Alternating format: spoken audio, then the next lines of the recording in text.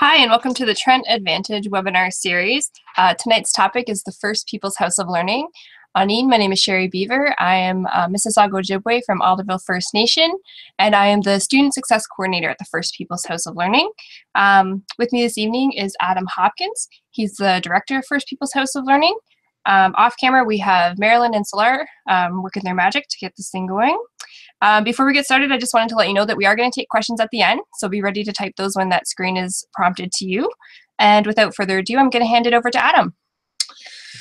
Cool, and I'll see Akatak Indigenous, Nagojwanong, and Donjaba, Nahi, and Donji. Like Sherry said, my name's Adam Hopkins, and I'm the Director of the First Peoples House of Learning, and very happy to be here tonight. So let's get started.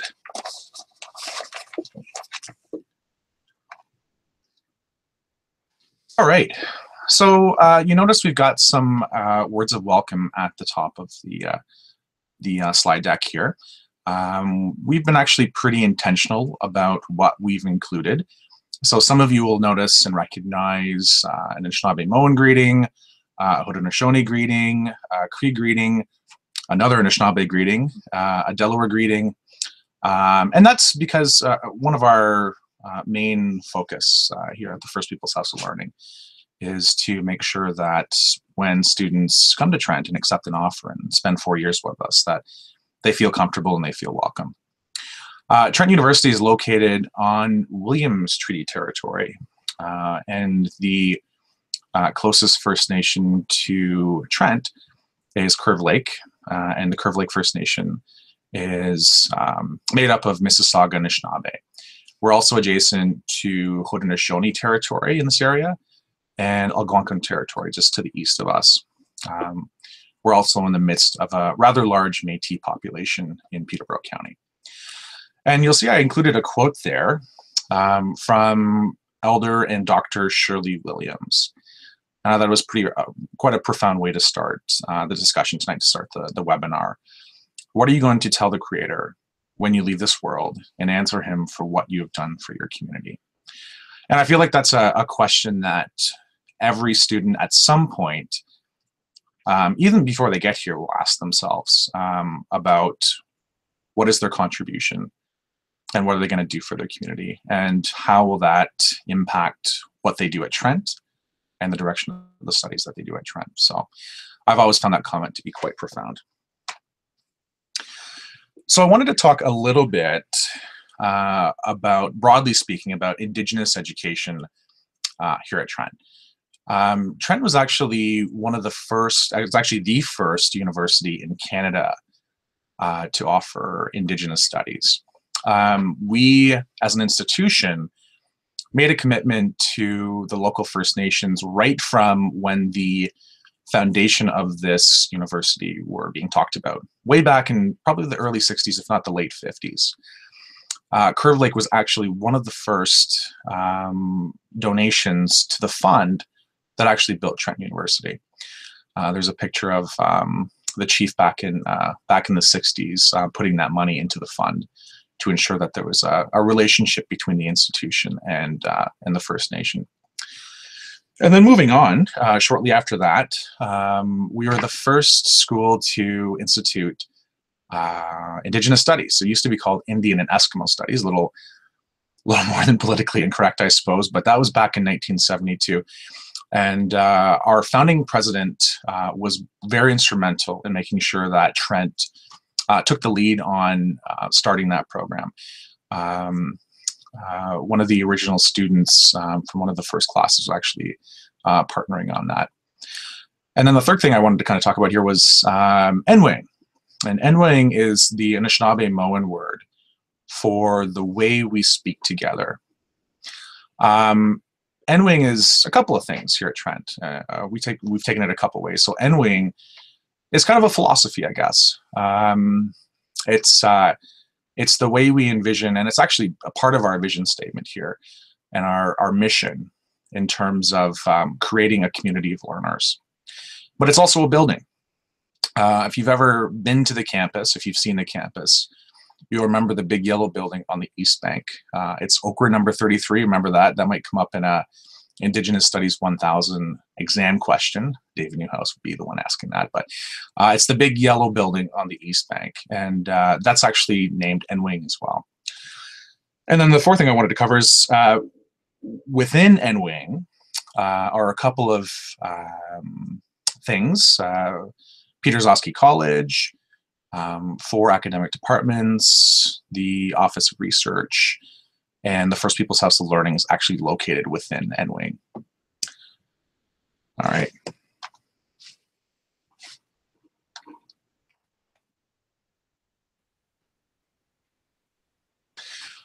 And then just briefly, what I also wanted to talk about was the role that First Peoples House plays. Now, we're separate from the Indigenous Studies Department at Trent University. First Peoples House of Learning is actually primarily responsible for student services, which I'll talk a little bit about later. But we work very, very closely with the Department of Indigenous Studies. And we also are primarily responsible for coordinating the visits of traditional teachers and elders and residents. We work very closely with Indigenous Studies, Indigenous Environmental Science and Studies, performance initiatives as well. We also work closely with the Indigenous Knowledge Chair, Skondone Swamp. And pictured there, I use that picture very intentionally actually, that's Dr. Dan Longboat and Michelle Thrush. And Dr. Longboat is a member of the Six Nations First Nation near Brantford, very popular professor here. And he's the director of the Indigenous Environmental Science Studies program. And Michelle is actually one of our traditional teachers. Michelle's a very well-renowned, actually I would say world-renowned actress. We had her on campus for the Elders Gathering. She did some teachings and ran some programming. So that's kind of a typical thing that First Peoples House of Learning might do, is bring on and coordinate the visits of a person like Michelle. And so kind of here's a broad list of most of the things that First Peoples House of Learning does. Starting off with cultural counseling. So there's actually 7 staff, full-time staff that work at First Peoples House of Learning. We have 2 cultural counselors. We have a part-time cultural counselor at the Durham campus, Percy Lazard. And we have a cultural counselor that's full-time at the Peterborough campus, Betty Carr-Braint. Excuse me. And so what they do is they both actually have a Western counseling background. So they can sit and if a student is feeling homesick or maybe needs to vent, they're the person that you can go and talk to. Like I said, Percy's available 1 day a week on the Durham campus, but Betty's available full-time at the Peterborough campus. And if there was people at the Durham campus that wanted to access services from a cultural counselor, a phone call could be arranged, and in other cases, Betty could actually visit the Durham campus. The second thing listed there is the student success advising. And so Sherry was our host who did the introduction at the beginning. Sherry's actually our student success advisor for both campuses. And so some of the stuff that Sherry does is she runs the mentoring program, she runs the tutoring program, and she also does a lot of event planning. So Sherry will run our Super and Fried Bread Day, excuse me. She'll run our exam spa. So there's actually quite a number of events that Sherry will put on throughout the year. The third thing is orientation. So we actually run our own orientation at the First Peoples House of Learning. This past year, we got a relatively large fund or a relatively large grant to run orientation for Indigenous students.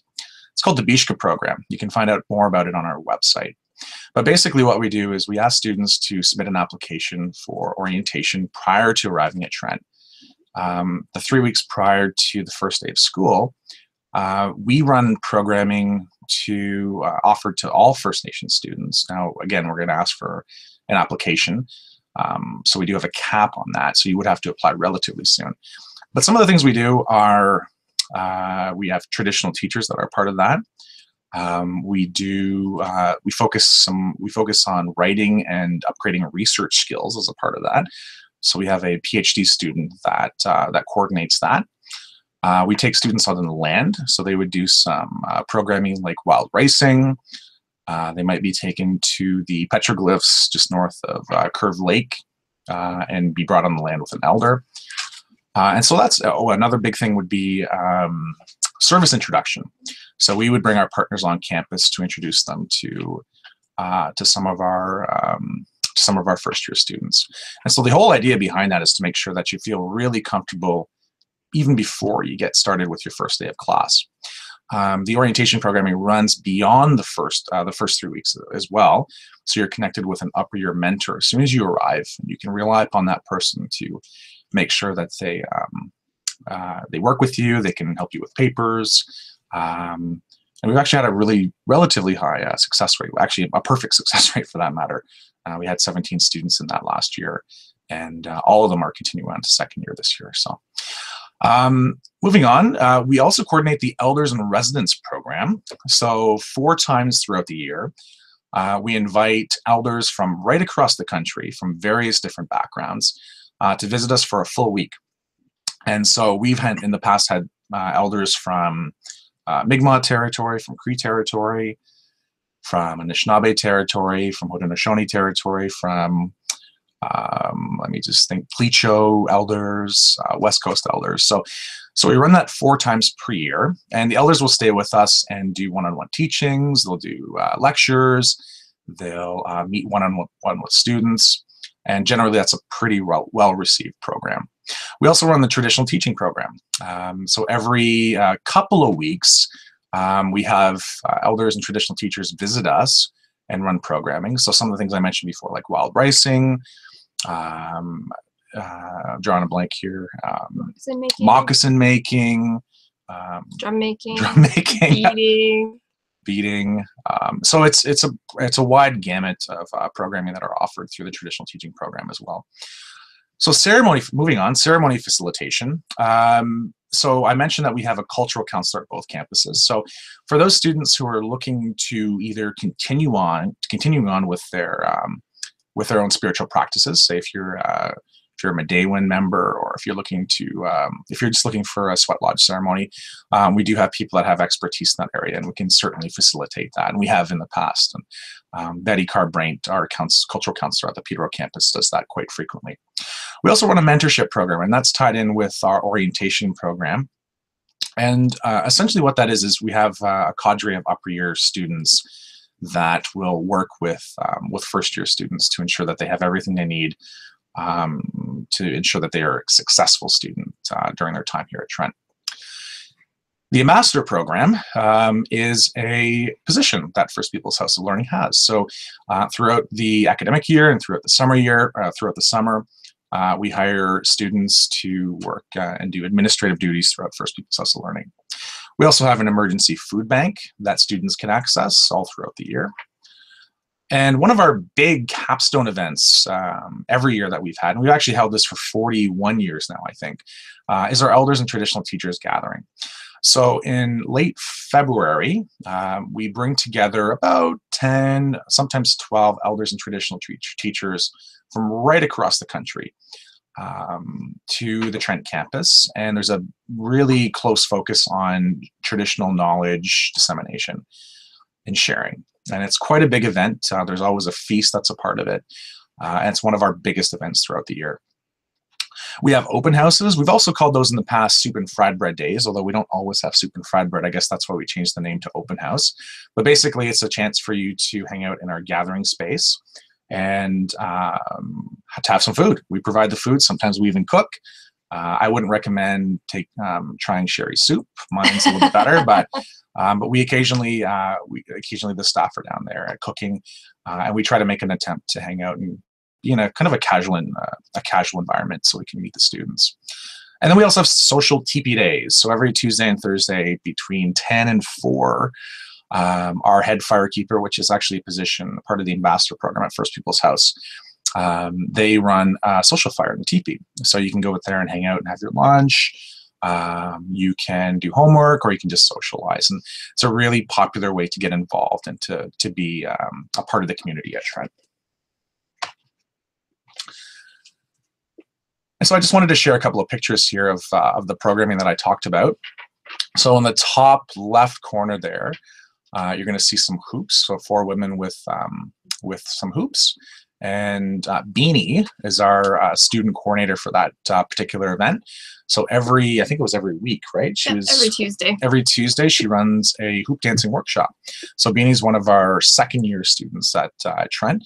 And she's actually quite well-renowned herself. She's I would say world-renowned hoop dancer. And she works with our students there on Tuesdays. Just below that, you're going to see some students. You're going to see a student in pink and a student in gray. And that's actually a wild ricing workshop. So wild ricing was actually a really important part of the economy in this territory for the Anishinaabe. And so one of the things that we would do is we would bring students together and traditional teachers. Actually, in this case, I think it was your dad, right? Mm-hmm. That ran the workshop. And so you'd obviously harvest the rice. You would, sorry, not in this case, I don't think they were harvesting, they were preparing it. But so we would show you how to do that, but we'd also talk about the importance of why wild rice was an important part of the economy and why it was, why we're still doing it and why it's a really important part of our sovereignty and exercising our sovereignty as First Nations people. In the middle there, you're going to see a Zagabond. I'm Sagabond. And this is actually a Cree way of cooking geese. And so in March, we bring 4 Cree women from East Maine in Quebec to run a feast for us. And so they actually come in, they do all the cooking and prepping of the food and all that sort of stuff. But again, they also talk about the Indigenous knowledge behind a Sagabond and why it's important to the community of East Maine to keep doing things this way, and how important that Indigenous knowledge is as part of that process and how it lives and thrives when we do ceremony like this. In the top right, in the green costume, you're going to see Sherry in a adult-sized dinosaur costume. It's an elf. It's an elf costume. I couldn't even tell. So. And that's another one of our students, Joy. Actually, I just noticed she's wearing a shirt that has her name on it. And in the bottom right there, you're going to see Dr. Longboat again with I'm just forgetting his name. Anyway, a friend of mine, I can't believe I'm blanking on the name, but we actually run I didn't put that in the notes of what we do here, but we have our own graduation ceremony as well at First People's House Learning. So Madobin, that's his name. He actually works at Fleming College as well. Okay, and then briefly, because we're getting near the end of the time here, I wanted to talk a little bit about what we can do in terms of helping you finance your education, help you talk about that and think through that. So this is probably one of the most common questions that we'll get throughout the summer before students arrive on campus, but we can help you work through and put together a financial plan. So Indigenous students out there who are band funded, we generally work directly with your liaison person in the band to make sure that your band funding is in place. So one of the things we might talk to you about before you get here is we might say, let's make sure that your sponsorship letter is in place before you arrive. So for any of those band-funded students who might be out there, what Trent needs, and it varies from university to universities, we would need a letter from your band saying that you're band-funded. And so that's all we need. We need them to send it directly to us. They can fax it to us. And as long as they outline exactly what the band is paying for, what Trent will do is we will bill your band at the end of the school year. And that's really it. It's as simple as that. But sometimes we need to work a little bit with your band to explain exactly what kind of program you're taking and that sort of thing. But that's the sort of thing we would do with you. Throughout the summer, if you actually haven't heard from Sherry or Mary, we'll be contacting each and every one of you to make sure that these things are worked out before you arrive. We also facilitate things like the M&O bursary. Now, every university in Ontario has some funds from the Métis Nation of Ontario, but that's something that we can facilitate. So here at Trent, we actually have the most amount of money per capita in Ontario in terms of student support. And the M&O bursary is a part of that. And so that's something we would actually have you apply and work on before you get to Trent, so you can make sure that you know how much resources you have before you arrive on campus. FPHL, excuse me. FPHL also has some emergency funding. That's facilitated directly through our office. You would actually talk to Sherry about that. And that's sometimes and now it's a small amount of funding, but occasionally we have students that have an emergency where they have to return to their home community. And we do have some funds to support emergency situations like that. And then just a little bit about the housing and living situation in Peterborough. this will be the first year, September 2016, where we'll have a living and learning community. Now, you can check out the housing webcast for some more information on living and learning communities at Trent. But First People's House of Learning will be part of a Indigenous Knowledge Focus LLC. We've called it Ending, and that is the Ojibwe word or Anishinaabe word for, do you remember? Our home. Our home, that's right. And so there's a number of rooms that are set aside in Enwaying or Peter Zosky College that are specifically for students who have an interest in Indigenous knowledges or an interest in connecting with First Peoples and knowledges around First Peoples. I talked a little bit about Enwing. I talked a little bit about the college system. And then the final thing there is Tuna. So Tuna stands for the Trent University Native Association. And so that's actually our student group on campus that's made up of either Indigenous people, so First Nation, Métis, or Inuit, or our allies. And so they do some pretty cool events throughout the year. They run a powwow. They're part of the welcoming celebration. They have a volleyball team, I think, Hockey team. a hockey team, Dodgeball team. So they do some athletics, they do some social events. It's a very fun thing to get a hold of or to be a part of. I was actually part of Tuna when I was here. And then finally, for those of you who are not fluent Anishinaabe speakers, Niche Kweneda is a Indigenous services organization in Peterborough for women, but they also do men's programming. We often coordinate and collaborate on events with Niche Kweneda. The Gojawanong is actually the Anishinaabe word for Peterborough. And I believe it's translated to something like the bubbling water. Doug Williams or Gitaga Migizi would probably slap my hand for such a poor translation, but that's the official Anishinaabe word for Peterborough. First People's House of Learning is also part of the welcoming celebration in town. So Fleming College, Trent University, and all of the First Nations service delivery organizations in town are actually put on the welcome celebration. And we held it at Del Corey Park. And right after the welcoming celebration, we had a big powwow. And so that was a really cool event to kind of kick off the beginning of the year for our new students. And then I've listed 3 First Nations. Those are the three closest First Nations to Peterborough: Curve Lake, Hiawatha, and Alderville. Those are all Mississauga First Nations. Skugog is close as well as Tyndanaga. And all 5 of those First Nations sit on our council that advises the things that First People's House of Learning does. And I think that's about it. We're coming to the end here. So we've got some questions, and I think I'm going to hand it over to Sherry to facilitate this part.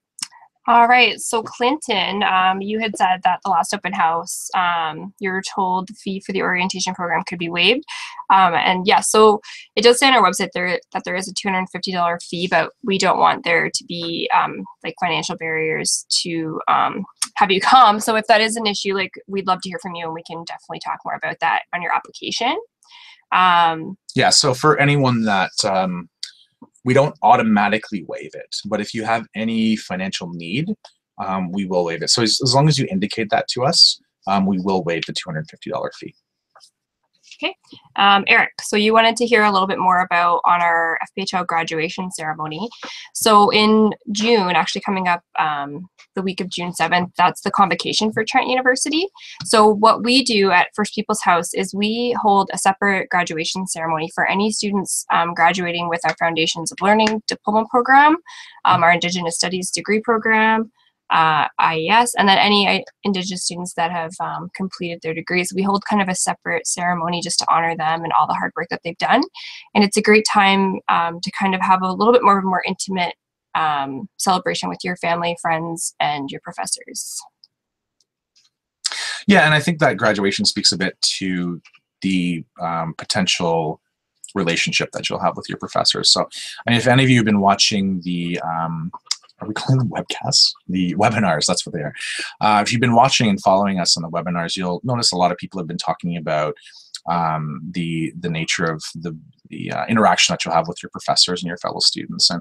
And it's no different in Indigenous studies or Indigenous environmental studies, or, well, for any student for that matter. But it's an opportunity for those professors that have worked with you and supported you and to honor you at the end of the year. So it's a great ceremony, and we have food and we have gifts. So Adam, did you want to talk a little bit about our diploma program? yeah, so most of you will have obviously applied. Some of you will have accepted an offer at this point, which we thank you for and we congratulate you on. But we do have, for some of you out there, the option of applying to a transition program. So Trent has a program in place to support Indigenous students who may have come from a non-traditional academic background. And basically what I mean by that is we've had students who have, say, come from the Gawanio Immersion School in Six Nations, or say a high school in James Bay where there wasn't the ability to take academic credits, or mature Indigenous students. So basically students that may or may not have the opportunity to take 6 4U or 4M credits while they're in high school, or are not coming directly from high school. We've had this program in place for quite a long time, actually, and it's a way for students to transition into degree studies. So you don't actually have to spend any more time on a 4-year degree. You can still graduate in 4 years with a honors degree and with a diploma. We also have some options this year with if students are interested in oh yeah, I wanted to talk a little bit about the Indigenous Bachelor of Education program too. So that's a brand new program that we've started in that'll be getting off the ground in 2016. And we do have a way for students who, now the minimum entrance for that is will be at least a 70%, but it'll be competitive, and you'll need, that'll be measured by your top 6 4U or 4M credits. But again, if you don't have those credits, if you did not have the opportunity to take them necessarily, we do have a way for you to transition into that program. And we do have something for potential, for future nursing students that we will definitely have off the ground in September 2017. If there's anyone out there that's interested in career nursing or career in education, we invite you to email either Sherry or I directly, and we'd be happy to have a conversation with you about that. Okay. So thank you so much for joining us. And if you've not been to campus, it's really great to come visit us. It's great to kind of see where you're going to be going to school. On May the 13th, so this Friday, we have our Explore Sciences Day here in Peterborough. And I'll actually be out in our traditional area that day. So if you are coming to that, I hope you come and say hi. And then our Explore Durham is also the same day. Our Ottawa area applicants, we're coming to you on Wednesday this week. So May 11th, there'll be a reception at the Brook Street Hotel, and you can check your email for details and be sure to join us there. Thank you so much for joining us this evening, and we wish you luck. Thank you for spending the time with us. Glad we got some good questions. Again, Sherry and I are available. If you have any more questions, we're happy to take them at any time. Give us a call. The email addresses are listed on the screen. We'd love to hear from you. And again, thanks for spending some time with us, and hope to see you soon.